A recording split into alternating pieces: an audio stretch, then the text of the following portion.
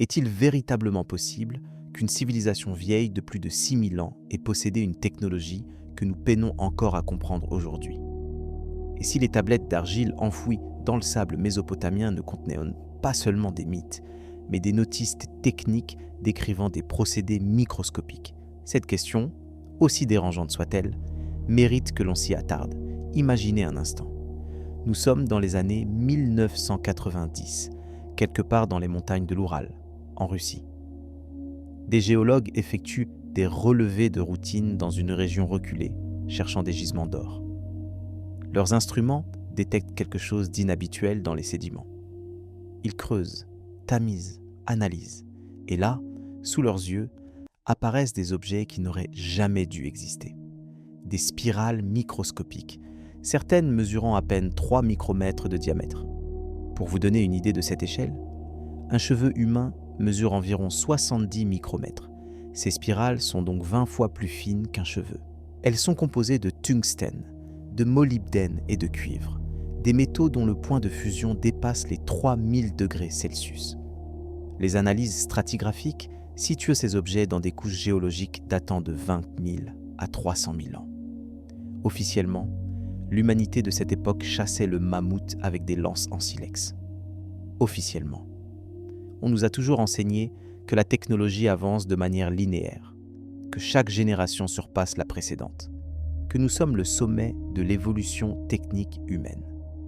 Mais une série de découvertes troublantes en Mésopotamie, en Russie, en Égypte et ailleurs suggère quelque chose d'impossible, quelque chose que la science officielle refuse d'examiner sérieusement. Aujourd'hui, nous allons analyser des artefacts qui défient toute explication conventionnelle. Nous allons examiner des textes sumériens qui décrivent des procédés que nous n'avons maîtrisés qu'au XXe siècle. Et nous allons écouter ce que les anciens Mésopotamiens disaient vraiment sur l'origine de leur savoir. Parce que la réponse à ces questions pourrait bien redéfinir notre compréhension de l'histoire humaine. Prenez un moment pour vous installer confortablement. Laissez le monde extérieur s'éloigner doucement. Ce que nous allons explorer ensemble ce soir demande une ouverture d'esprit totale. Si vous êtes de ceux qui aiment questionner les certitudes établies, vous êtes au bon endroit. Et si cette exploration vous captive, n'hésitez pas à vous abonner pour ne manquer aucun de nos voyages dans les mystères de notre passé oublié. Pour comprendre ce que nous appellerons la nanotechnologie sumérienne, il faut d'abord revenir aux fondations mêmes de notre conception de l'histoire. Dans tous les manuels scolaires du monde, on enseigne que la civilisation sumérienne est apparue soudainement, presque miraculeusement, dans la plaine alluviale entre le Tigre et l'Euphrate, aux alentours de 4500 avant notre ère. En l'espace de quelques siècles, ces peuples auraient inventé l'écriture, développé les mathématiques, créé l'astronomie, établi des codes de loi, bâti des villes monumentales et mis au point des techniques agricoles sophistiquées. Cette émergence soudaine a toujours posé problème aux historiens.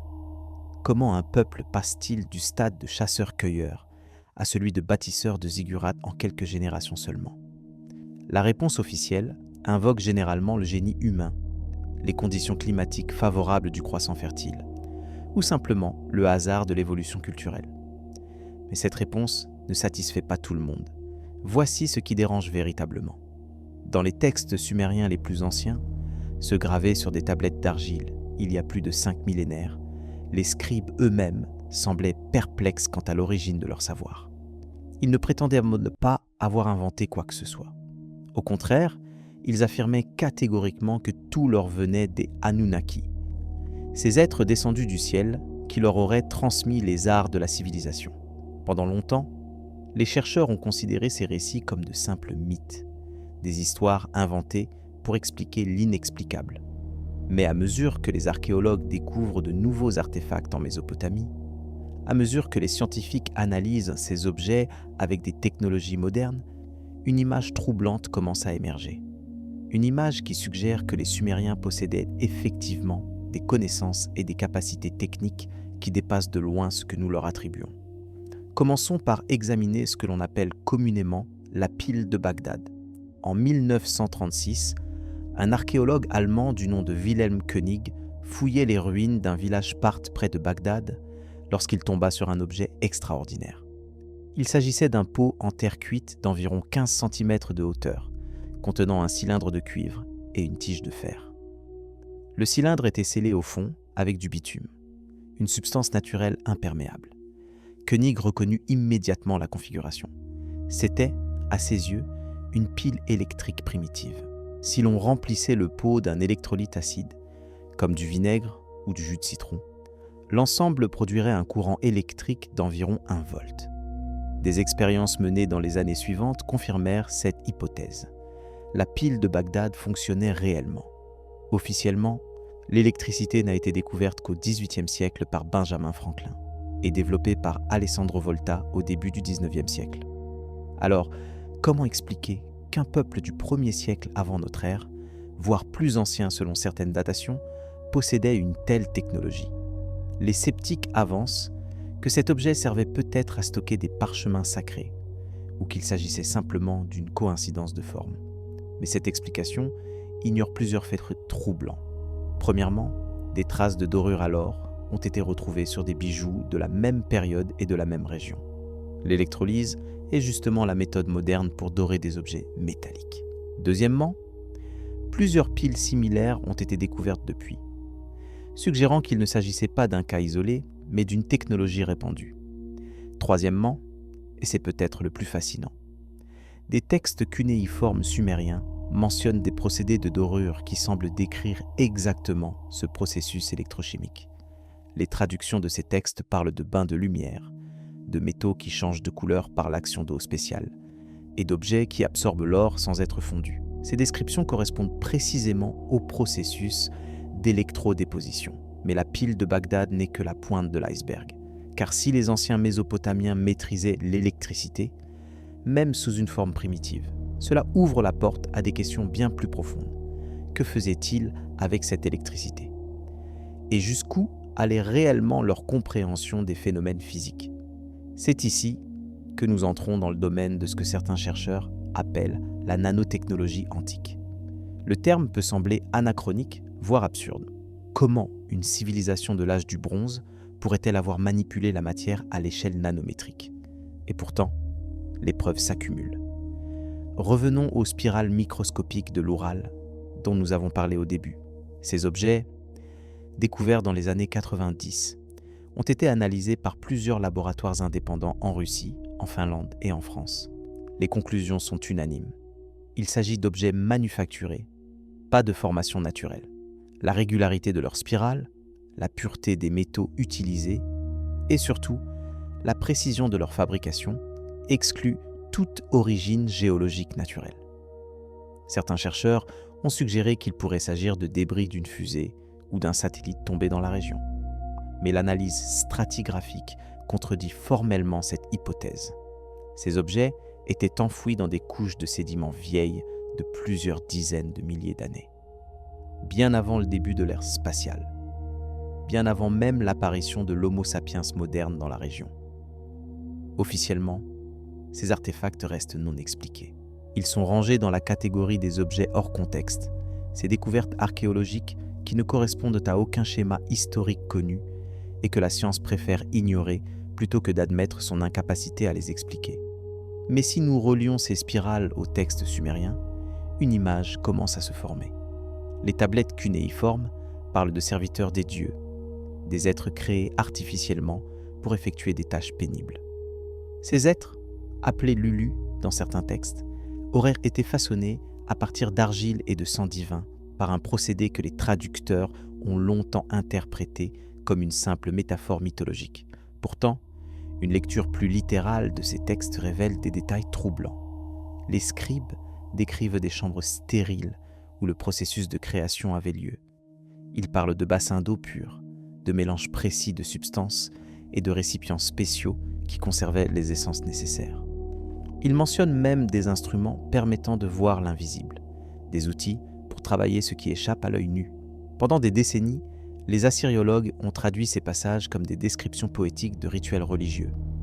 Mais à la lumière des découvertes récentes en nanotechnologie et en biotechnologie, certains chercheurs proposent une interprétation radicalement différente. Et si ces textes décrivaient littéralement des procédés techniques? Et si les chambres stériles étaient de véritables laboratoires? Et si les instruments pour voir l'invisible étaient des microscopes primitifs? Ou peut-être pas si primitifs que cela? Cette hypothèse peut sembler fantaisiste au premier abord, mais elle gagne en crédibilité lorsqu'on examine d'autres aspects du savoir sumérien qui défient toute explication conventionnelle. Prenons l'exemple de leur connaissance astronomique. Les Sumériens connaissaient l'existence de toutes les planètes du système solaire, y compris Uranus, Neptune et Pluton, des corps célestes invisibles à l'œil nu et officiellement découverts seulement au XVIIIe, XIXe et XXe siècle respectivement. Ils connaissaient les lunes de Jupiter et les anneaux de Saturne. Ils calculaient la précession des équinoxes avec une précision que nous n'avons égalée qu'au XXe siècle. Comment un peuple sans télescope, sans ordinateur, sans même une compréhension théorique de la gravitation, pouvait-il accumuler un tel savoir astronomique? La réponse officielle, encore une fois, invoque des observations patientes sur des millénaires. Mais cette explication pose problème. La précession des équinoxes est un cycle de 26 000 ans. Aucune civilisation humaine connue n'a duré assez longtemps pour observer ne serait-ce qu'une fraction significative de ce cycle. Les Sumériens eux-mêmes avaient une explication différente. Selon leurs textes, ce savoir leur avait été transmis par les Anunnaki, qui venaient d'une planète qu'ils appelaient Nibiru. Cette planète, selon les descriptions sumériennes, suivait une orbite elliptique très allongée qui ne la rapprochait du système solaire intérieur que tous les 3600 ans environ. Pendant longtemps, cette histoire a été rejetée comme pure mythologie. Mais en 2016, des astronomes du California Institute of Technology ont publié des preuves mathématiques de l'existence d'une 9e planète dans notre système solaire. Cette planète, qu'ils ont provisoirement baptisée Planet 9, aurait une masse d'environ 10 fois celle de la Terre et suivrait une orbite qui la placerait à des centaines d'unités astronomiques du Soleil. Son année, selon les calculs, durerait entre 10 000 et 20 000 années terrestres. Les paramètres ne correspondent pas exactement aux descriptions sumériennes, mais la coïncidence est troublante. Comment les Sumériens pouvaient-ils savoir qu'une planète géante existait aux confins de notre système solaire, là où nous commençons seulement à chercher avec nos télescopes les plus puissants? Et cette connaissance astronomique n'est qu'un exemple parmi d'autres. Les textes sumériens contiennent également des informations médicales remarquablement avancées. Ils décrivent le système circulatoire avec une précision qui ne sera égalée en Occident qu'avec William Harvey au XVIIe siècle. Ils mentionnent des procédures chirurgicales, y compris des opérations de la cataracte et des trépanations crâniennes. Ils connaissaient les propriétés antiseptiques de certaines substances et utilisaient des mélanges à base de cuivre pour prévenir les infections, anticipant ainsi la découverte moderne des propriétés antibactériennes de ce métal. Mais peut-être la preuve la plus troublante de leur savoir technique avancé se trouve-t-elle dans leurs travaux de métallurgie. Les archéologues ont découvert en Mésopotamie des objets en bronze d'une pureté remarquable, des alliages aux proportions parfaitement calibrées et des techniques de plaquage qui suggèrent une compréhension approfondie de la chimie des métaux. Parmi ces objets, certains présentent des caractéristiques qui défient toute explication conventionnelle. Des lames de couteau dont le tranchant a été affiné à l'échelle microscopique. Des bijoux dont les incrustations semblent avoir été réalisées par des procédés invisibles à l'œil nu. Des sceaux cylindriques dont les gravures atteignent une finesse qui nécessiterait, selon les experts modernes, des outils de précision dignes d'un horloger suisse. Et c'est ici que nous revenons aux spirales de l'Oural.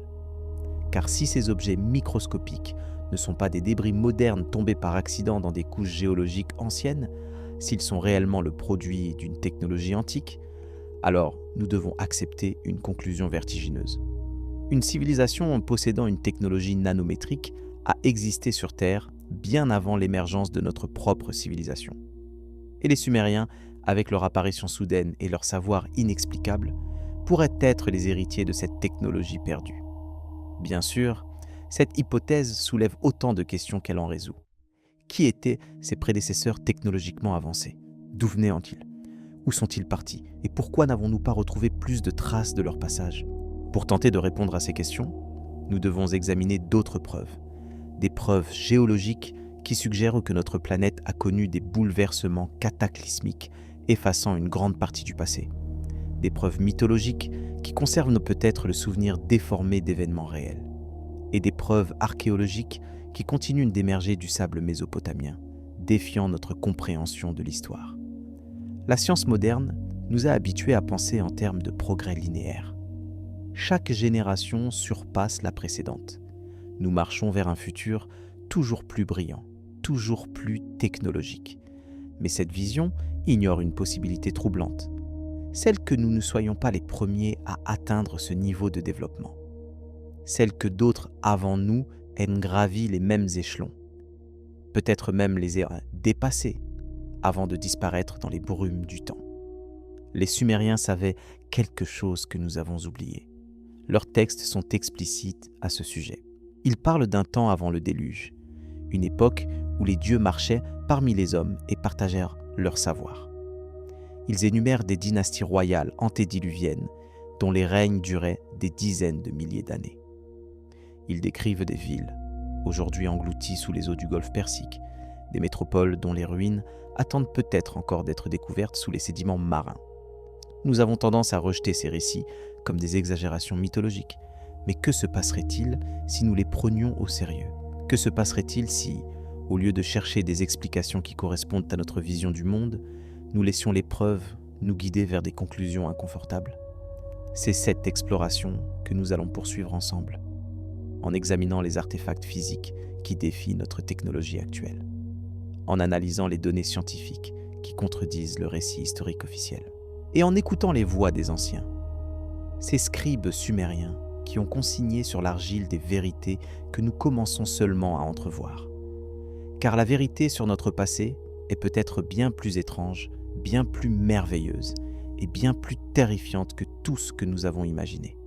Et les spirales microscopiques de l'Oural, les piles électriques de Bagdad, les connaissances astronomiques impossibles des Sumériens ne sont peut-être que les premiers indices d'une histoire que nous n'avons pas encore écrite. Respirez profondément. Laissez ces idées s'installer dans votre esprit, car nous n'avons fait qu'effleurer la surface d'un mystère qui pourrait redéfinir notre place dans l'univers. La suite de notre voyage nous emmènera plus profondément dans les preuves archéologiques, les analyses scientifiques et les récits mythologiques qui forment le puzzle de la nanotechnologie sumérienne. Maintenant que nous avons posé les fondations de notre enquête, il est temps de plonger plus profondément dans les preuves tangibles. Car au-delà des théories et des spéculations, ce sont les objets eux-mêmes qui racontent l'histoire la plus troublante. Des objets que vous pouvez voir dans les musées du monde entier, si vous savez où regarder. Des objets que les conservateurs préfèrent généralement reléguer dans les réserves plutôt que d'avoir à expliquer leur existence. Commençons par ce que les archéologues appellent les sceaux cylindriques sumériens, ces petits rouleaux de pierre, mesurant généralement entre 2 et 6 cm de longueur, étaient utilisés pour imprimer des motifs sur l'argile fraîche. Ils servirent de signature, de sceaux officiels et parfois de talismans protecteurs. Les musées du monde entier en possèdent des milliers, collectés depuis le 19e siècle dans les ruines des cités mésopotamiennes. À première vue, ces sceaux semblent relever de l'artisanat traditionnel, de la pierre finement gravée, rien de plus. Mais lorsque les chercheurs ont commencé à les examiner au microscope électronique dans les années 1980, ils ont découvert quelque chose d'extraordinaire. Les détails des gravures atteignaient une finesse qui défie toute explication conventionnelle. Sur certains sceaux, des lignes parallèles espacées de moins de 50 micromètres ont été observées. Pour graver de telles lignes à la main, il faudrait un outil dont la pointe mesure moins de 20 micromètres de diamètre. C'est 5 fois plus fin qu'un cheveu humain. C'est à la limite de ce que l'œil humain peut percevoir dans des conditions optimales. Et pourtant, ces lignes ne sont pas aléatoires. Elles forment des motifs cohérents, des scènes mythologiques, des représentations astronomiques d'une précision remarquable. Un sceau particulièrement célèbre, conservé au Vorderasiatisches Museum de Berlin, représente le système solaire avec une exactitude troublante. On y voit le Soleil au centre, entouré de 11 corps célestes. Les planètes sont représentées dans des tailles relatives qui correspondent approximativement à leur dimension réelle. Jupiter est clairement plus grand que Mars. Saturne est entouré d'un anneau distinctif. Et entre Mars et Jupiter, là où se trouve aujourd'hui la ceinture d'astéroïdes, le Sceau montre une planète supplémentaire. Les astronomes modernes théorisent depuis longtemps qu'une planète aurait pu exister à cet emplacement avant d'être détruite par une collision cosmique, ces fragments formant l'actuelle ceinture d'astéroïdes. Les Sumériens appelaient cette planète Tiamat dans leur mythologie, et leurs textes décrivent précisément sa destruction lors d'une bataille cosmique avec un corps céleste intrus. Mais revenons aux aspects techniques de ces sceaux. Comment les artisans sumériens pouvaient-ils graver des détails invisibles à l'œil nu ? La réponse officielle suggère l'utilisation de loupes primitives, peut-être des gouttes d'eau ou des cristaux naturels. Et effectivement, des lentilles de cristal ont été retrouvées en Mésopotamie, notamment la célèbre lentille de Nimrud, découverte par Austen Henry Layard en 1850 dans les ruines du palais assyrien de Nimrud. Cette lentille, aujourd'hui conservée au British Museum de Londres, mesure environ 4 cm de diamètre et possède un pouvoir grossissant d'environ 3 fois. Elle est taillée dans du cristal de roche naturel avec une précision remarquable. Ses surfaces sont polies de manière à réduire les aberrations optiques, une technique que nous considérons généralement comme une invention du XVIIe siècle européen. Mais même avec un grossissement de 3 fois, il reste impossible d'expliquer les détails les plus fins, observés sur certains sceaux cylindriques. Pour les graver, il aurait fallu des microscopes capables de grossir au moins 20 ou 30 fois, associés à des outils d'une précision nanométrique. Officiellement, de tels instruments n'existaient pas il y a 5000 ans. Et pourtant, les sceaux existent, les gravures existent. Leur précision est mesurable, quantifiable, indéniable. Face à cette contradiction, la science académique préfère généralement hausser les épaules et passer au sujet suivant. Mais pour ceux qui cherchent véritablement à comprendre notre passé, ces anomalies ne peuvent pas être ignorées. Les sceaux cylindriques ne sont d'ailleurs pas les seuls artefacts mésopotamiens présentant des caractéristiques microscopiques inexplicables. Examinons maintenant un autre type d'objet, encore plus troublant. Les amulettes en cornaline. La cornaline est une variété de quartz de couleur rouge-orangé, très prisée dans l'Antiquité pour sa beauté et ses supposées propriétés protectrices. Les artisans mésopotamiens la travaillaient avec une maîtrise remarquable, créant des perles, des pendentifs et des figurines d'une finesse extraordinaire. Mais certaines de ces amulettes présentent une caractéristique qui a longtemps intrigué les archéologues. Des perforations d'une régularité parfaite. Pour créer des perles, il faut percer la pierre de part en part. C'est un processus difficile, avec des matériaux durs comme la cornaline. Les méthodes traditionnelles impliquent l'utilisation de forêts en silex ou en bronze, actionnées manuellement ou à l'aide d'un archet. Ces techniques laissent leur rap des traces caractéristiques à l'intérieur du trou. Des stries irrégulières, des variations de diamètre, des marques d'usure asymétriques. Or, certaines perles mésopotamiennes présentent des phrotamas, des perforations parfaitement cylindriques avec des parois lisses comme du verre. Sous le microscope, on n'observe aucune strie, aucune marque d'outil rotatif. C'est comme si la pierre avait été fondue plutôt que forée, ou comme si un outil d'une technologie inconnue avait simplement vaporisé la matière avec une précision chirurgicale. Des expériences menées dans les années 2000 ont démontré que de tels trous pouvaient être obtenus par laser. La lumière cohérente vaporise la pierre sans contact mécanique, laissant des parois parfaitement lisses. Mais les lasers industriels n'existent que depuis les années 1960. Alors comment expliquer ces perforations vieilles de plusieurs millénaires ? Certains chercheurs ont proposé des explications alternatives. Peut-être utilisait-on des acides pour dissoudre progressivement la pierre. Peut-être des techniques ultrasoniques, utilisant des vibrations à haute fréquence pour désintégrer la matière. Mais ces hypothèses soulèvent d'autres questions. D'où les Sumériens auraient-ils obtenu des acides assez puissants pour attaquer le quartz ? Comment auraient-ils généré des ultrasons sans électricité, sans transducteurs piézoélectriques, sans toute la technologie qui rend ces procédés possibles aujourd'hui ? À moins, bien sûr, qu'ils aient eu accès à cette technologie. À moins que les textes anciens qui parlent de dons des dieux, de connaissances transmises par des êtres venus d'ailleurs, ne soient pas de simples métaphores, mais des témoignages littéraux d'un transfert technologique. Cette hypothèse devient encore plus crédible lorsqu'on examine les textes sumériens eux-mêmes. Car ces tablettes d'argile ne se contentent pas de raconter des mythes, elles contiennent également des informations techniques d'une précision remarquable. Prenons l'exemple des textes médicaux. Les tablettes de la bibliothèque d'Assurbanipal à Ninive, datant du 7e siècle avant notre ère mais copiées de sources bien plus anciennes, contiennent des descriptions détaillées de procédures chirurgicales. On y trouve des instructions pour traiter les fractures, les infections, les maladies des yeux. On y décrit l'utilisation de cataplasmes, de potions et d'instruments chirurgicaux variés. Mais certains passages vont beaucoup plus loin. Ils décrivent ce qui semble être des procédures de manipulation génétique. Les textes parlent de mélanger les essences, de combiner le sang des dieux avec l'argile de la terre pour créer des êtres vivants. Ils mentionnent des matrices artificielles où les embryons étaient portés à terme. Ils évoquent des procédés pour modifier les caractéristiques des créatures vivantes, pour les rendre plus fortes, plus dociles, plus adaptées à certaines tâches. Pendant longtemps, ces textes ont été interprétés comme de pures allégories religieuses. La création de l'homme à partir d'argile est un thème mythologique universel, présent dans des dizaines de cultures à travers le monde. Mais la précision des descriptions sumériennes les distingue des autres récits de création. Les scribes ne se contentent pas de dire que les dieux ont créé l'homme. Ils décrivent le processus étape par étape. Ils nomment les instruments utilisés. Ils spécifient les proportions des mélanges. Ils mentionnent les erreurs commises lors des premières tentatives et les corrections apportées. C'est moins un mythe qu'un compte-rendu technique, moins une histoire sacrée qu'un manuel de procédure. Et si nous prenions ces textes au pied de la lettre? Et si les Sumériens décrivaient réellement des procédés de biotechnologie qu'ils avaient observés ou dont ils avaient hérité les connaissances? Cette hypothèse expliquerait non seulement les textes eux-mêmes, mais aussi certaines anomalies génétiques que la science moderne peine à expliquer.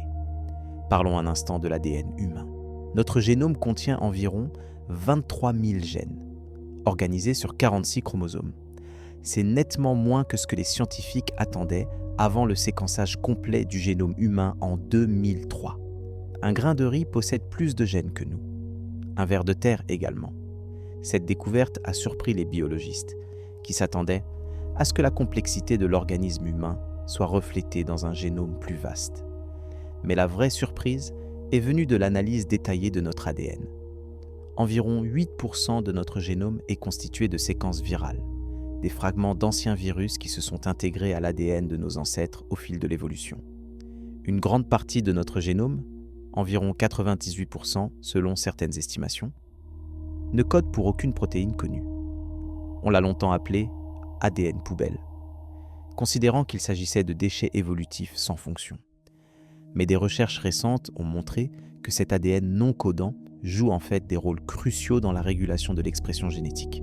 Et certaines séquences présentent des caractéristiques troublantes, des motifs répétitifs d'une régularité mathématique, des palindromes génétiques qui ressemblent davantage à du code informatique qu'à des séquences naturelles, des insertions qui semblent avoir été placées délibérément à des endroits précis du génome. Le biologiste Francis Crick, co-découvreur de la structure de l'ADN, a lui-même suggéré, dans les années 1970, que la vie sur Terre pourrait avoir été ensemencée délibérément par une intelligence extraterrestre. Cette théorie, connue sous le nom de panspermie dirigée, reste controversée dans les milieux scientifiques, mais elle gagne en crédibilité à mesure que nous découvrons la complexité inexplicable de notre propre code génétique. Et les textes sumériens, avec leur description de manipulation génétique par les Anunnaki, prennent soudain une résonance différente. Les dieux qui mélangent leur sang à l'argile pour créer l'humanité. Les matrices artificielles où les embryons sont portés. Les modifications successives pour améliorer la création. Tout cela ressemble étrangement à un programme de génie génétique décrit par des témoins qui ne comprenaient pas pleinement ce qu'ils observaient. Mais laissons de côté les spéculations génétiques pour revenir aux preuves matérielles. Car les artefacts mésopotamiens réservent encore bien des surprises. Examinons maintenant la métallurgie sumérienne. Les Sumériens sont généralement crédités comme les inventeurs du bronze, cet alliage de cuivre et d'étain qui a donné son nom à toute une époque de l'histoire humaine. Mais leur maîtrise des métaux allait bien au-delà de ce simple alliage. Dans les ruines de la cité dure, les archéologues ont découvert des objets en électrum, un alliage naturel d'or et d'argent, rien d'extraordinaire en soi. Mais les analyses ont révélé que certains de ces objets contenaient également des traces de platine. Le platine fond à 1768 degrés Celsius, une température impossible à atteindre avec les fourneaux traditionnels en argile. Comment les métallurgistes sumériens pouvaient-ils travailler ce métal ? Plus troublant encore, certains objets présentent des couches de métaux différents, superposées avec une précision micrométrique. Ce n'est pas du simple plaquage, comme on pourrait l'obtenir par immersion dans un bain métallique. C'est de la déposition couche par couche, atome par atome. Une technique que nous appelons aujourd'hui dépôt physique en phase vapeur, ou PVD. Cette technologie est utilisée dans l'industrie moderne pour créer des revêtements ultra fins sur des composants électroniques, des outils de coupe et des dispositifs optiques. Elle nécessite des chambres à vide, des sources d'énergie contrôlées et une compréhension approfondie de la physique des matériaux. Officiellement, les Sumériens ne possédaient rien de tout cela. Et pourtant, les objets sont là, dans les vitrines des musées, attendant qu'on les examine avec un regard neuf. Un autre aspect de la métallurgie mésopotamienne mérite notre attention, la purification des métaux. Les analyses spectrographiques de certains artefacts en cuivre révèlent une pureté supérieure à 99%. Pour atteindre un tel niveau de pureté avec les techniques traditionnelles de fusion et d'affinage, il faudrait des centaines de passages successifs. Un processus tellement long et coûteux qu'il serait économiquement absurde. Les méthodes modernes de purification du cuivre utilisent l'électrolyse. On plonge le cuivre impur dans une solution acide et on fait passer un courant électrique. Les ions de cuivre pur migrent vers une électrode où ils se déposent, laissant les impuretés en solution. C'est un processus rapide, efficace et économique, mais il nécessite de l'électricité. Et voilà que nous revenons à la pile de Bagdad. Car si les Mésopotamiens possédaient effectivement des piles électriques, ils auraient pu les utiliser non seulement pour la dorure électrolytique, mais aussi pour la purification des métaux. Les voltages générés par une pile de Bagdad sont faibles, environ 1 volt par unité. Mais en connectant plusieurs piles en série, on peut atteindre des tensions suffisantes pour des processus électrochimiques. Des expérimentations menées par des chercheurs indépendants ont confirmé cette possibilité. Avec 10 piles de Bagdad connectées en série, on obtient environ 10 volts, assez pour déposer de l'or sur du cuivre ou pour purifier des métaux par électrolyse. Le processus est lent, certes, mais parfaitement fonctionnel. Et si les Mésopotamiens avaient développé des batteries plus performantes dont nous n'avons pas encore retrouvé les traces, des batteries utilisant des matériaux plus efficaces, générant des courants plus forts. Les textes cunéiformes mentionnent des objets brillants qui produisirent de la lumière sans flamme, des pierres qui émettaient une chaleur sans feu. Ces descriptions ont longtemps été interprétées comme des références au soleil ou à des phénomènes naturels. Mais pourraient-elles décrire des dispositifs électriques plus sophistiqués ? La prudence scientifique nous oblige à considérer toutes les possibilités. Peut-être ces objets lumineux étaient-ils simplement des métaux polis reflétant la lumière du jour ? Peut-être les scribes exagéraient-ils pour impressionner leurs lecteurs ? Peut-être traduisons-nous mal les termes sumériens, projetant nos propres concepts technologiques sur des idées totalement différentes. Mais la prudence scientifique nous oblige également à ne pas rejeter les preuves simplement parce qu'elles contredisent nos attentes. Et les preuves de technologie inexplicable en Mésopotamie continuent de s'accumuler. Parlons maintenant d'un type d'artefact particulièrement intrigant, les figurines sumériennes. Des milliers de ces petites statuettes ont été découvertes dans les ruines des cités mésopotamiennes. Elles représentent des humains, des animaux, des créatures hybrides et des êtres que les archéologues qualifient généralement de divinités ou de démons. Certaines de ces figurines présentent des caractéristiques anatomiques troublantes. De grands yeux en amande, disproportionnés par rapport au visage, des crânes allongés vers l'arrière, des corps élancés aux proportions non humaines. On retrouve ces mêmes caractéristiques dans l'art de nombreuses cultures anciennes, de l'Égypte au Pérou, du Japon à l'Afrique centrale. Coïncidence stylistique ou représentation fidèle d'êtres qui existaient réellement. Les crânes allongés sont particulièrement intéressants, car nous avons retrouvé de vrais crânes humains présentant cette déformation. Les exemples les plus célèbres viennent de Paracas, au Pérou, mais des spécimens similaires ont été découverts en Égypte, en Malte, en Irak et dans de nombreuses autres régions du monde. L'explication officielle invoque la pratique de la déformation crânienne artificielle. En bandant la tête des nourrissons, on peut effectivement modifier la forme du crâne à mesure qu'il grandit. Cette pratique est documentée dans plusieurs cultures historiques, mais elle ne peut pas augmenter le volume crânien, seulement modifier sa forme. Or, certains crânes de Paracas ont un volume supérieur de 25% à la moyenne humaine, et des analyses ADN récentes ont révélé des séquences génétiques inconnues, ne correspondant à aucune population humaine répertoriée. Sommes-nous face au reste d'une espèce humaine différente, ou peut-être d'hybride, résultant de croisements entre humains et une autre espèce intelligente? Les textes sumériens parlent précisément de tels hybrides, des demi-dieux nés de l'union entre les Anunnaki et les femmes humaines. Ces récits ont leur parallèle dans la Bible, où le livre de la Genèse mentionne les Néphilim, les géants nés de l'union entre les fils de Dieu et les filles des hommes. Encore une fois, nous pouvons choisir d'interpréter ces textes comme de pure mythologie, ou nous pouvons les considérer comme des témoignages déformés d'événements réels, transmis de génération en génération jusqu'à leur mise par écrit. Le choix de l'interprétation dépend largement de nos présupposés.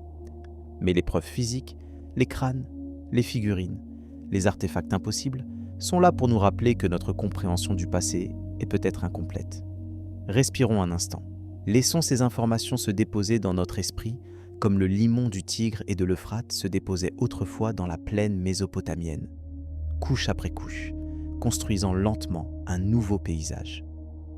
Car nous ne faisons que commencer à explorer les preuves de technologies inexplicables dans le monde antique. La suite de notre voyage nous emmènera vers des territoires encore plus troublants, vers des questions encore plus fondamentales sur la nature de notre passé et sur notre place dans l'histoire de la vie sur Terre. Les Sumériens savaient des choses que nous redécouvrons seulement maintenant. Leurs textes contiennent des informations que nous peinons encore à comprendre pleinement.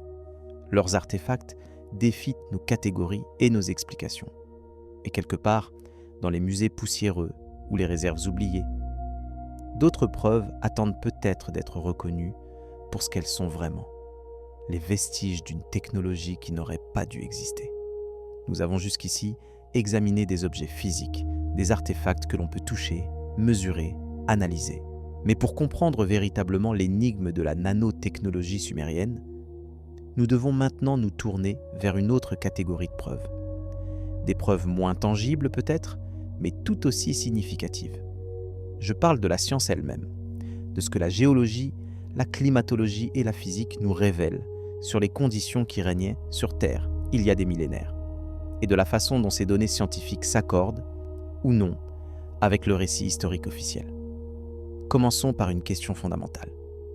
Pourquoi la civilisation sumérienne est-elle apparue précisément où elle est apparue, précisément quand elle est apparue? La réponse conventionnelle est simple. La plaine alluviale entre le Tigre et l'Euphrate offrait des conditions idéales pour l'agriculture. L'eau était abondante, le sol était fertile, le climat était clément. Les humains se sont naturellement rassemblés dans cette région bénie, et la civilisation a émergé de cette concentration de population et de ressources. Mais cette explication ignore un fait géologique crucial. Il y a 12 000 ans, à la fin de la dernière période glaciaire, le niveau des océans était environ 120 mètres plus bas qu'aujourd'hui. Le golfe Persique actuel n'existait pas. À sa place s'étendait une vaste vallée fluviale, arrosée par le Tigre, l'Euphrate et plusieurs autres cours d'eau aujourd'hui disparus. Cette vallée, que les géologues appellent parfois le jardin d'Éden du golfe Persique, offrait des conditions encore plus favorables que la plaine mésopotamienne que nous connaissons. Des études sismiques et des carottages sous-marins ont révélé les traces d'anciennes lignes côtières, de deltas ensevelis et de ce qui pourrait être des structures artificielles enfouies sous les sédiments du golfe. En 2010, une équipe de chercheurs dirigée par Jeffrey Rose de l'Université de Birmingham a publié une étude suggérant que cette région submergée avait pu abriter des établissements humains sophistiqués avant la montée des eaux. Selon cette hypothèse, la civilisation sumérienne que nous connaissons ne serait pas apparue de nulle part. Elle serait le prolongement d'une culture plus ancienne, forcée de migrer vers les hauteurs à mesure que la mer engloutissait ses terres ancestrales. Les réfugiés de cette Atlantide mésopotamienne auraient emporté avec eux leurs connaissances, leurs techniques et leurs récits, fondant de nouvelles cités sur les rives du Tigre et de l'Euphrate. Cette théorie expliquerait l'apparition soudaine de la civilisation sumérienne, avec son écriture déjà formée, son astronomie déjà sophistiquée et sa technologie déjà avancée. Elle expliquerait également pourquoi les textes sumériens parlent d'une époque antédiluvienne, d'un temps avant le déluge où les dieux régnaient sur la terre. Le déluge biblique, le déluge de Gilgamesh, toutes ces histoires d'inondations catastrophiques pourraient être des souvenirs déformés de la montée des eaux, qui a noyé le monde des ancêtres.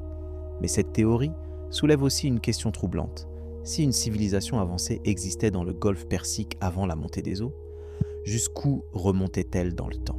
Et quel niveau technologique avait-elle atteint avant sa submersion? Les données climatologiques nous offrent quelques indices. La fin de la dernière période glaciaire, il y a environ 11 700 ans, a été marquée par une série d'événements cataclysmiques. Le réchauffement climatique a provoqué la fonte des gigantesques calottes glaciaires qui recouvraient l'Amérique du Nord et l'Europe. Cette fonte a libéré des quantités colossales d'eau douce dans les océans, provoquant une montée rapide du niveau des mers. Mais le réchauffement n'a pas été régulier. Il a été ponctué de brusques retours au froid, notamment l'événement connu sous le nom de Dryas récent, il y a environ 12 900 ans. Pendant cette période d'environ 1200 ans, les températures ont chuté brutalement, retardant la fonte des glaces et interrompant le développement de nombreuses cultures préhistoriques. Et puis, tout aussi brutalement, le Dryas récent a pris fin. En l'espace de quelques décennies seulement, les températures ont remonté de plusieurs degrés. C'est un changement climatique d'une rapidité extraordinaire, sans équivalent dans l'histoire géologique récente. Les scientifiques s'interrogent encore sur les causes exactes de cet événement. Une théorie de plus en plus acceptée suggère qu'un impact cosmique serait responsable.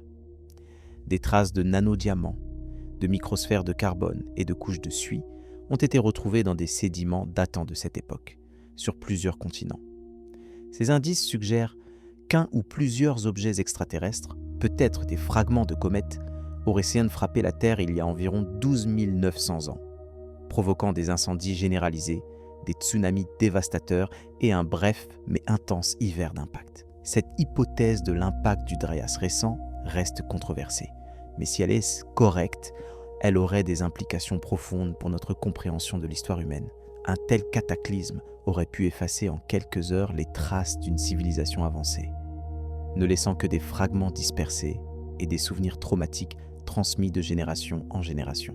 Les mythologies du monde entier parlent de catastrophes anciennes, d'inondations dévastatrices, de feux tombant du ciel, de périodes d'obscurité où le soleil disparaissait derrière des nuages de cendres. Nous avons tendance à considérer ces récits comme des exagérations poétiques ou des métaphores spirituelles. Mais la science nous montre maintenant que de tels événements se sont réellement produits, et les dates correspondent troublement bien aux récits anciens. Le calendrier Maya, par exemple, situe la création du monde actuel aux alentours de 3114 avant notre ère, soit il y a environ 5000 ans. Mais les Mayas parlaient également de 4 mondes précédents, chacun détruit par une catastrophe différente. Si nous additionnons les durées de ces ères mythiques, nous arrivons à des dates qui correspondent approximativement aux grands bouleversements climatiques identifiés par la science moderne. De même, la chronologie sumérienne distingue clairement entre l'ère antédiluvienne et l'ère post-diluvienne. Avant le déluge, les rois régnaient pendant des dizaines de milliers d'années. Après le déluge, les durées de règne deviennent plus réalistes, plus humaines. Cette distinction a longtemps été interprétée comme une simple convention mythologique, mais elle pourrait aussi refléter un véritable changement dans la nature de la civilisation. Un passage d'un monde technologiquement avancé à un monde appauvri, forcé de reconstruire à partir de fragments épars. Examinons maintenant les preuves géologiques spécifiques à la Mésopotamie. Les analyses de carottes sédimentaires prélevées dans les plaines alluviales du Tigre et de l'Euphrate révèlent plusieurs couches de limon stérile, intercalées entre des strates contenant des traces d'occupation humaine. Ces couches holostériles témoignent d'inondations massives qui ont périodiquement dévasté la région. La plus célèbre de ces couches a été découverte par l'archéologue britannique Leonard Woolley lors de ses fouilles à Ur dans les années 1920. Woolley a trouvé une strate de limon pur, épaisse de près de 3 mètres, ne contenant aucun artefact.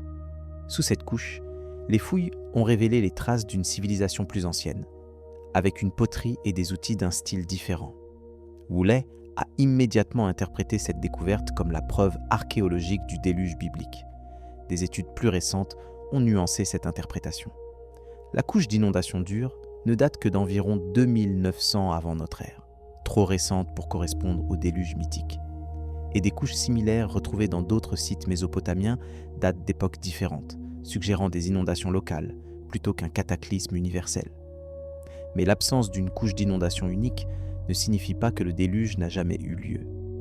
Au contraire, si le déluge était véritablement un événement global, provoqué par la fonte des glaces ou par un impact cosmique, ces traces seraient dispersées, hétérogènes, difficiles à identifier comme un seul et même événement. C'est exactement ce que nous observons. Les géologues ont identifié des preuves de tsunamis massifs sur les côtes de tous les continents, datant de la fin de la dernière période glaciaire. Des traces d'incendies généralisés apparaissent dans les sédiments de la même époque. Des populations entières semblent avoir disparu brutalement, remplacées par des cultures très différentes.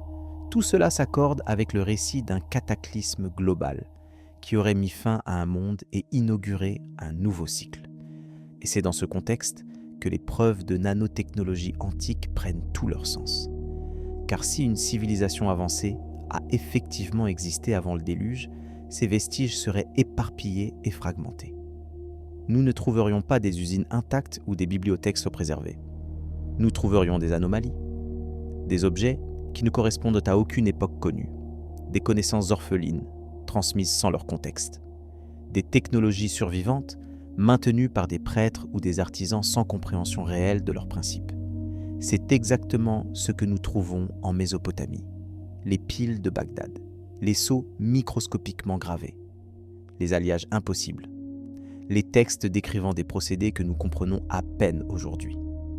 Tous ces éléments suggèrent non pas une invention spontanée par les Sumériens, mais un héritage partiel d'une technologie antérieure. Parlons maintenant des mathématiques sumériennes, car elles offrent peut-être la preuve la plus convaincante d'une connaissance héritée plutôt qu'inventée. Les Sumériens utilisaient un système numérique en base 60, ce que nous appelons le système sexagésimal. Ce système nous est familier, car nous l'utilisons encore pour mesurer le temps. 60 secondes dans une minute, 60 minutes dans une heure.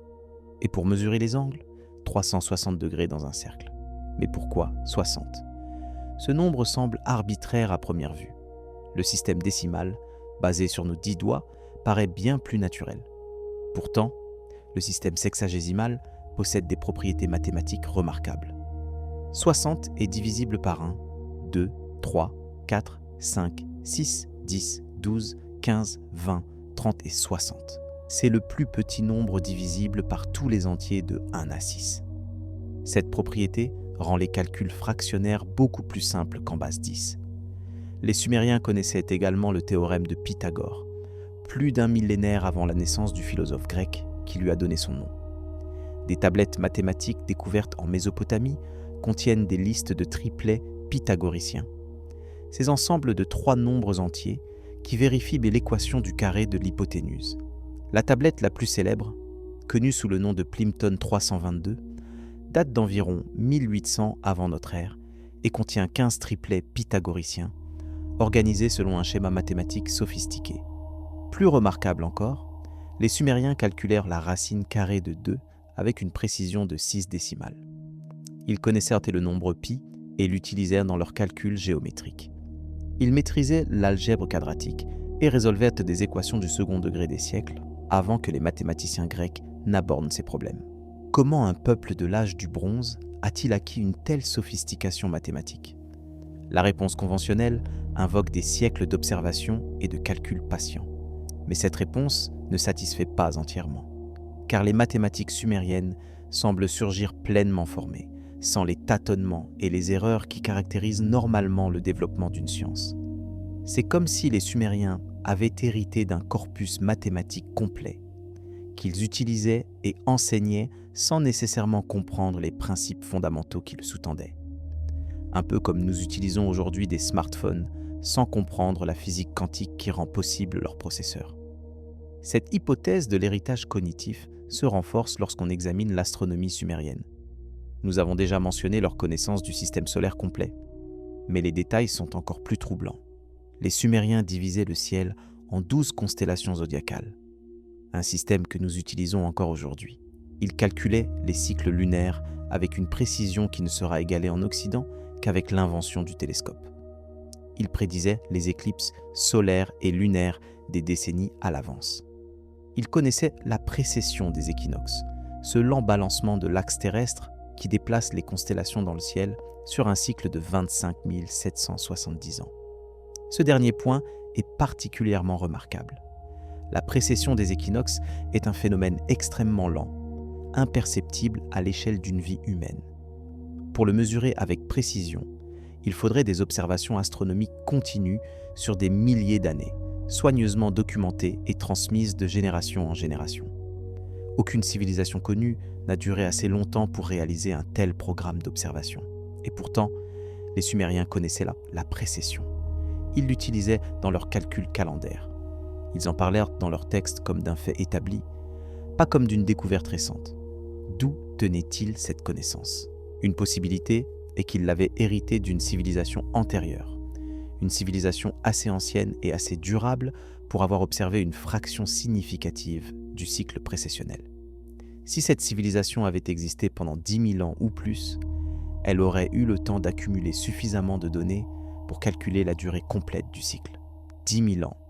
C'est une durée qui nous ramène aux alentours de 8 000 avant notre ère, avant le déluge mythique, avant la montée des eaux qui a submergé le golfe Persique, avant le cataclysme du Dryas récent.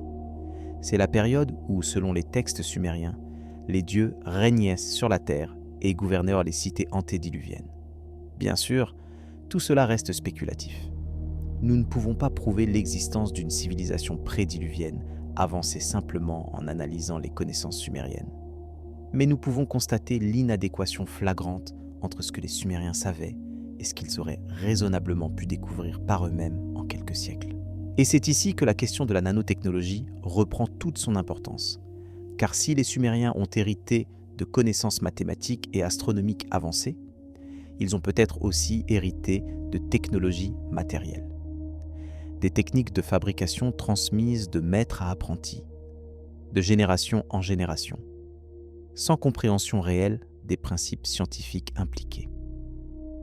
Nous observons ce phénomène dans notre propre histoire. Pendant des siècles, les forgerons de Damas ont produit des épées d'une qualité légendaire, sans comprendre que le secret de leur acier résidait dans des nanotubes de carbone formés accidentellement lors du processus de forge. Ce n'est qu'au XXIe siècle que les analyses microscopiques ont révélé la structure nanométrique de l'acier damassé. Les forgerons médiévaux suivèrent des recettes traditionnelles, héritées de leurs prédécesseurs, sans savoir qu'ils manipulèrent la matière à l'échelle atomique. De même, les artisans sumériens ont peut-être perpétué des techniques de fabrication dont ils ignoraient les véritables principes. Des techniques impliquant des processus à l'échelle microscopique, voire nanométrique, transmises depuis une époque où ces principes étaient compris et maîtrisés. Cette hypothèse expliquerait pourquoi nous trouvons des artefacts aux caractéristiques impossibles dispersés à travers le monde antique, sans aucune trace des infrastructures industrielles qui auraient été nécessaires pour les produire. Les objets existaient parce que les techniques existaient. Mais ces techniques étaient des recettes aveugles, des rituels quasi magiques dont le sens originel s'était perdu dans la nuit des temps. Les textes sumériens eux-mêmes soutiennent cette interprétation. Ils décrivent les arts de la civilisation comme des dons des dieux, transmis aux humains dans un passé lointain. Ils présentent les prêtres et les artisans comme les gardiens de ces connaissances sacrées, chargés de les préserver et de les transmettre fidèlement. Et ils mettent en garde contre la tentation de modifier ou d'améliorer ces techniques, suggérant que toute déviation des méthodes traditionnelles risquait de compromettre leur efficacité.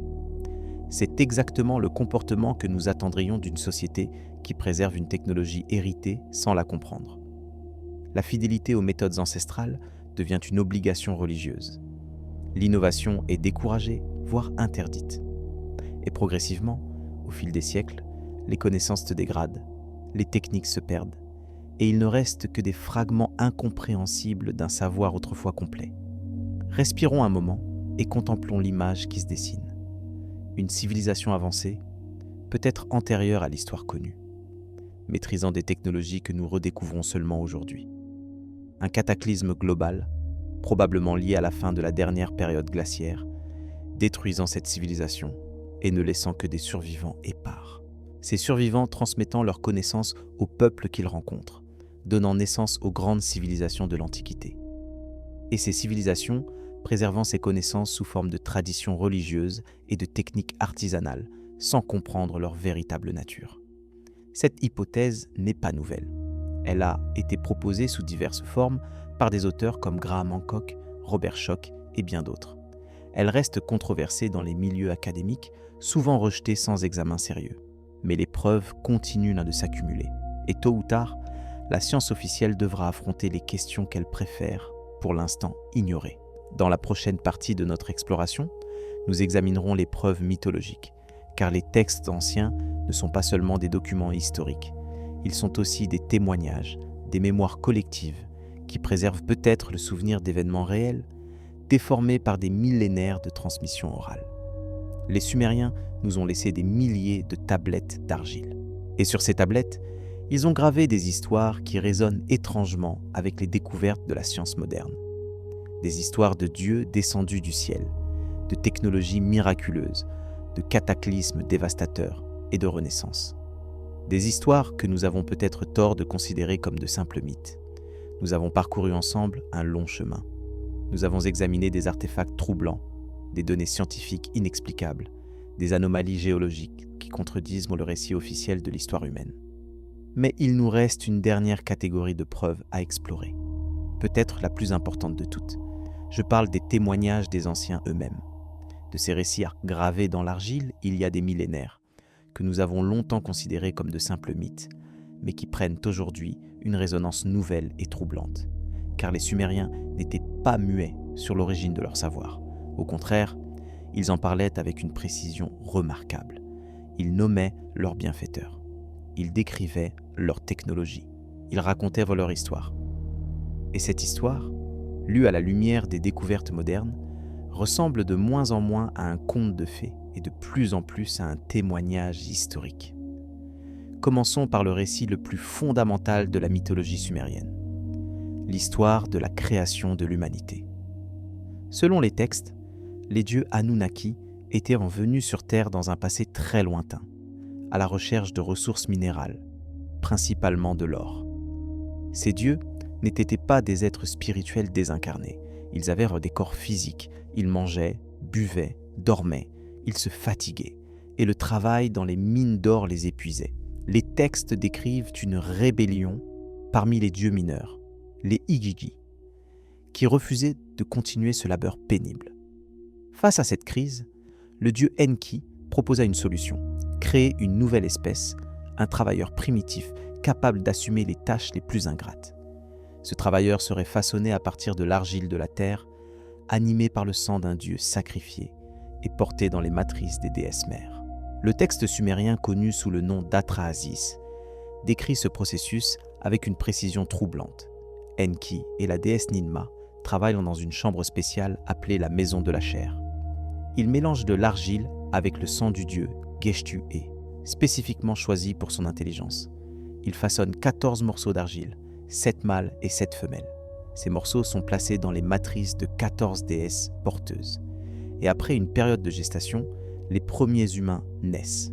Pendant des siècles, ce récit a été interprété comme une allégorie de la création divine, comparable au récit biblique de la Genèse. Mais les détails techniques ne correspondent pas à une simple métaphore religieuse. Pourquoi spécifier le nombre exact de matrices ? Pourquoi insister sur le mélange précis d'argile et de sang ? Pourquoi mentionner que le dieu d'honneur a été choisi pour ses qualités intellectuelles, comme si ces qualités devaient être transmises à la création ? À la lumière de la génétique moderne, ce récit ressemble étrangement à une description de manipulation génétique. L'argile pourrait représenter le substrat biologique de base, peut-être un hominidé primitif existant sur Terre. Le sang du dieu serait l'apport génétique extraterrestre, introduisant des capacités cognitives supérieures. Les matrices des déesses seraient moins des incubateurs artificiels, ou peut-être des mères porteuses. Et le résultat serait un hybride, mi-terrestre, mi-divin, créé spécifiquement pour servir ses créateurs. Cette interprétation est bien sûr spéculative, mais elle s'accorde remarquablement bien avec certaines anomalies de l'évolution humaine. Notre espèce, Homo sapiens, est apparue relativement soudainement dans le registre fossile. Il y a environ 300 000 ans. Notre cerveau est disproportionnément grand par rapport à notre corps, une caractéristique coûteuse en termes énergétiques et difficile à expliquer par la seule sélection naturelle. Notre ADN contient des séquences qui semblent avoir été insérées plutôt qu'évoluées progressivement. Et puis, il y a le mystère du chromosome 2. Chez tous les autres grands singes, il existe 24 paires de chromosomes. Chez l'humain, il n'y en a que 23. L'analyse génétique a révélé que notre chromosome 2 résulte de la fusion de 2 chromosomes ancestraux. Cette fusion est marquée par des séquences télomériques au milieu du chromosome, là où elles ne devraient pas se trouver. C'est comme si quelqu'un avait soudé 2 chromosomes ensemble, créant une nouvelle configuration génétique. Les biologistes expliquent cette fusion par un accident évolutif. 2 chromosomes auraient fusionné spontanément chez un ancêtre commun. Et cette mutation se serait répandue dans la population. C'est une explication parfaitement valide du point de vue scientifique, mais elle n'exclut pas la possibilité d'une intervention délibérée. Et les textes sumériens, avec leur description de manipulation génétique par les dieux, nous invitent à considérer cette possibilité. Passons maintenant à un autre aspect des récits sumériens, la technologie des dieux. Les tablettes décrivent les Anunnaki utilisant des véhicules volants, qu'ils appellent les chars célestes ou les oiseaux divins. Ces véhicules permettaient aux dieux de voyager entre le ciel et la terre, de se déplacer rapidement d'une cité à l'autre et de transporter des cargaisons lourdes. Les descriptions de ces véhicules incluent des détails troublants. Ils produisaient un bruit de tonnerre. Ils émettaient une lumière éblouissante. Ils soulevaient la poussière et courbaient dans les arbres lorsqu'ils se posaient. Ils étaient capables de voyager vers les étoiles et d'en revenir.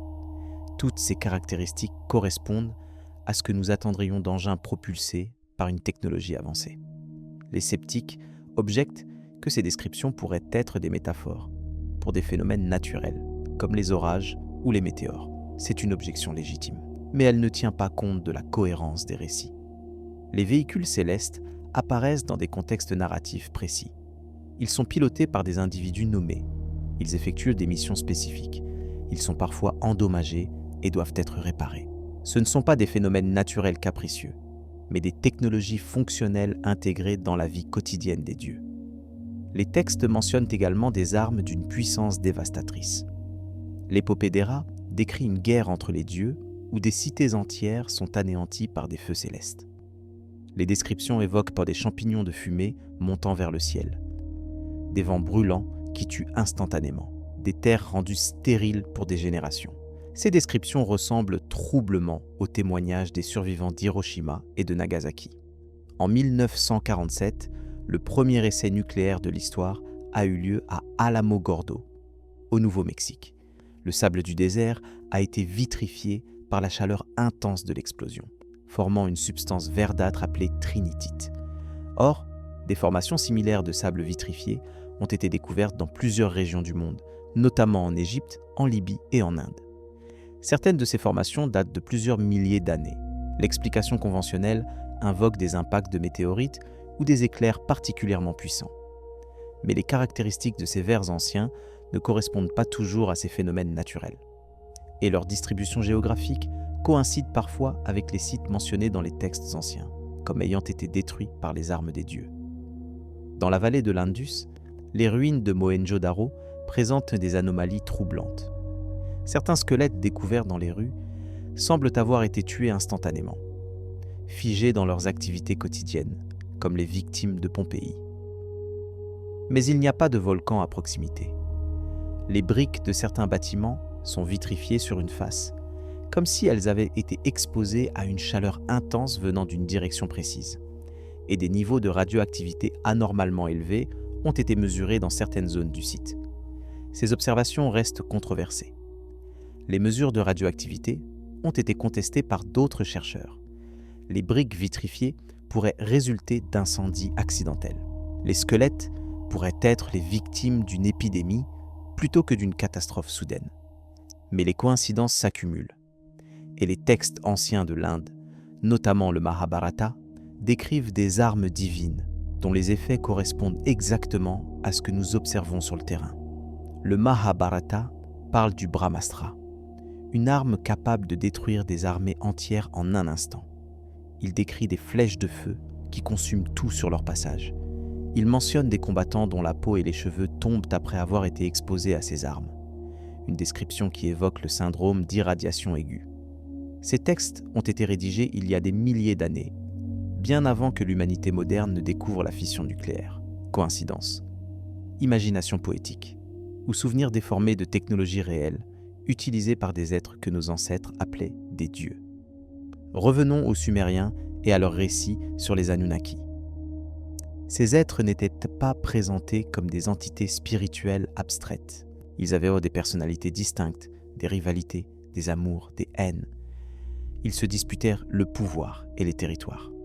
Ils formaient pas des alliances et les trahissaient. Ils ressemblaient, en somme, à des êtres physiques, avec toutes les complexités psychologiques que cela implique. Les textes nous donnent même des détails sur leur apparence physique. Ils étaient plus grands que les humains ordinaires. Leur peau avait parfois une teinte inhabituelle, décrite comme brillante ou lumineuse. Leurs yeux étaient perçants, capables de voir dans l'obscurité. Ils vivaient beaucoup plus longtemps que les humains, des milliers d'années selon certains récits. Ces descriptions évoquent-elles des êtres véritablement extraterrestres? Ou peut-être les survivants d'une civilisation humaine antérieure, technologiquement avancée, dont la longévité aurait été prolongée par des moyens artificiels. Les deux hypothèses restent ouvertes. Mais dans les deux cas, nous sommes confrontés à l'idée que des êtres possédant une technologie supérieure ont interagi avec l'humanité primitive, lui transmettant une partie de leur savoir. Et parmi ce savoir transmis, il y avait peut-être les rudiments de la nanotechnologie, les techniques de manipulation de la matière à l'échelle microscopique, les procédés de purification et d'alliage des métaux, les méthodes de gravure de précision, tous ces arts qui semblent apparaître soudainement en Mésopotamie, sans précédents évidents, sans développement progressif, comme s'ils avaient été donnés plutôt que découverts. Rassemblons maintenant les fils de notre enquête. Nous avons la pierre, ces artefacts physiques qui défient toute explication conventionnelle. Les spirales microscopiques de l'Oural, composées de métaux réfractaires enfouis dans des couches géologiques anciennes. Les sceaux cylindriques gravés avec une précision nanométrique, les piles électriques de Bagdad, les alliages impossibles, les perforations parfaites, les techniques de plaquage qui anticipent notre technologie moderne de plusieurs millénaires. Nous avons la Terre, les données scientifiques qui contredisent le récit linéaire du progrès humain, les preuves d'un cataclysme global à la fin de la dernière période glaciaire, les traces d'une civilisation submergée sous les eaux du golfe Persique, les connaissances gastronomiques et mathématiques qui dépassent de loin ce qu'une civilisation naissante aurait pu découvrir par elle-même, les anomalies génétiques qui suggèrent une intervention dans notre évolution.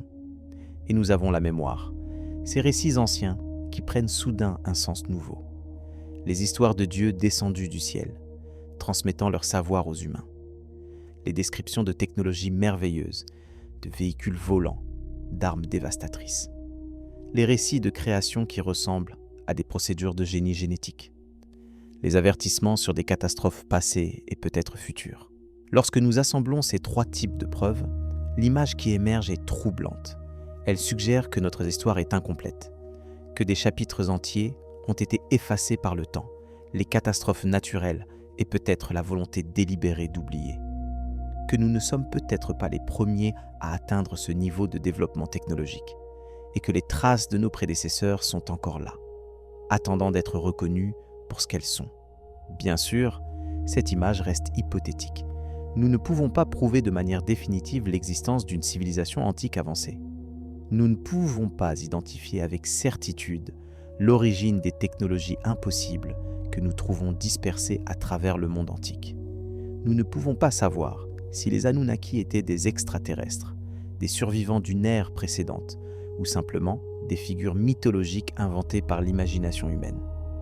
Mais nous pouvons poser des questions.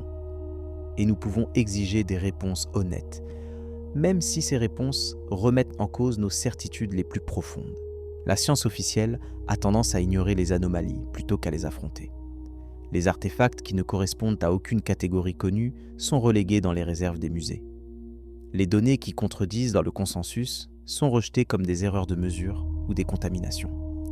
Les chercheurs qui osent poser des questions hétérodoxes voient leur carrière compromise. Cette attitude est compréhensible. La science fonctionne par accumulation progressive de connaissances, et les révolutions paradigmatiques sont rares et douloureuses. Mais elle est aussi dangereuse.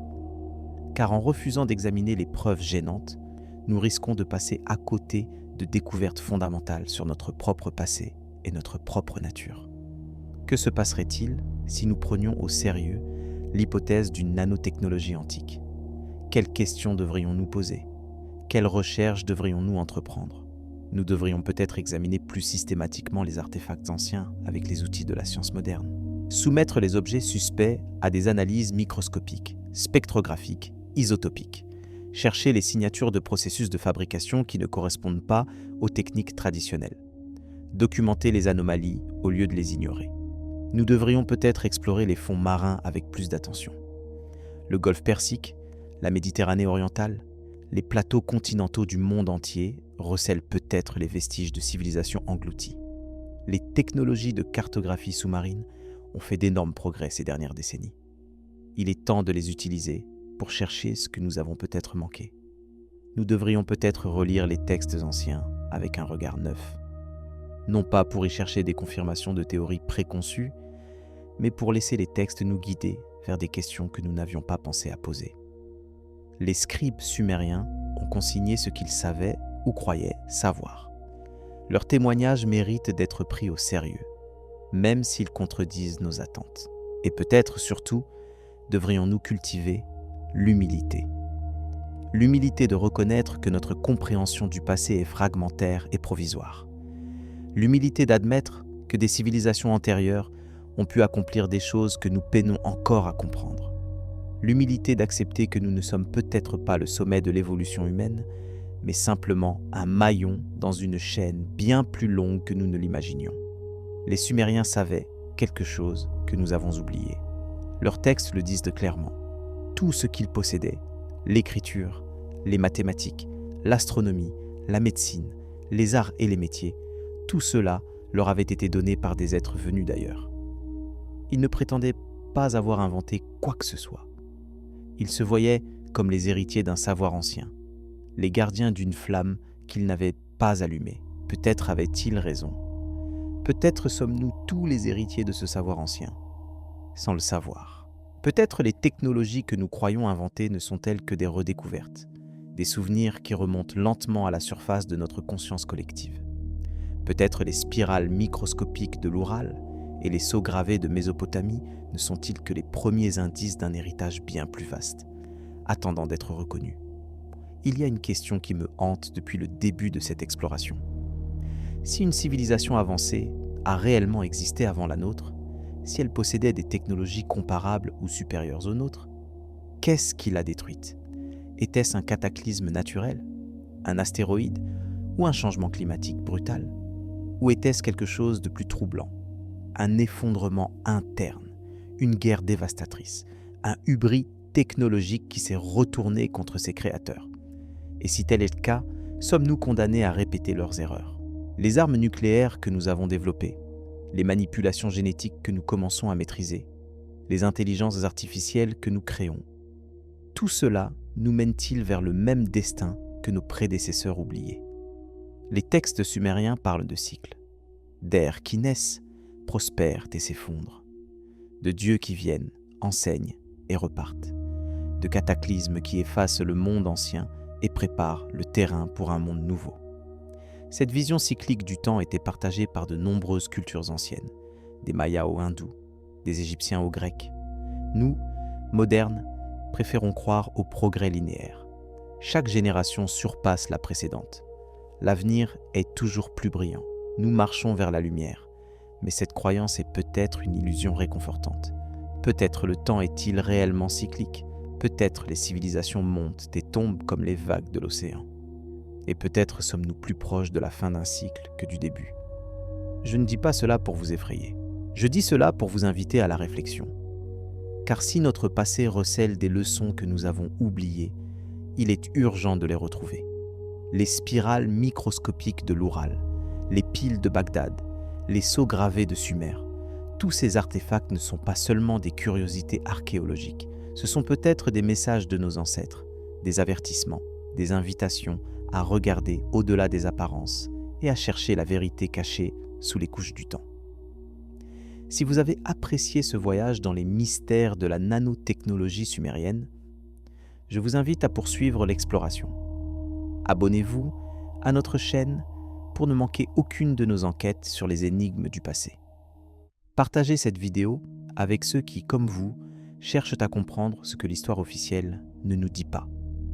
Et laissez un commentaire pour partager vos propres réflexions, vos questions, vos découvertes, car nous sommes tous des chercheurs. Nous sommes tous des héritiers d'un passé plus vaste et plus complexe que nous ne l'imaginons. Et ensemble, peut-être, nous pouvons commencer à déchiffrer les messages que nos ancêtres ont laissés pour nous. La vérité est là, quelque part, gravée dans l'argile des tablettes sumériennes, enfouie dans les sédiments des plaines mésopotamiennes, dispersée aux quatre coins de la planète, dans les artefacts impossibles et les récits oubliés.